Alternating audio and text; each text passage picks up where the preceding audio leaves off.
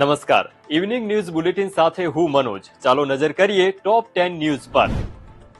આજે ભાજપ શહેર જિલ્લા પ્રમુખોની નિમણૂક માટે ફોર્મ ભરવાની પ્રક્રિયા શરૂ થઈ ગઈ છે. શહેર અને જિલ્લા ભાજપ પ્રમુખ બનવા માટે આ વખતે મોટા માથા મેદાને છે.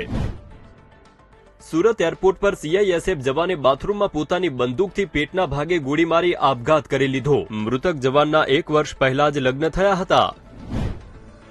વડોદરામાં સેન્સ પ્રક્રિયા દરમિયાન શહેર ભાજપ ઉપાધ્યક્ષ સુનીતા શુક્લ અને પૂર્વ કોર્પોરેટર ગોપી તલાટી વચ્ચે શાબ્દિક યુદ્ધ છેડાયું. ગોપી તલાટી સુનીતા શુક્લને અપશબ્દો પણ બોલ્યા હતા.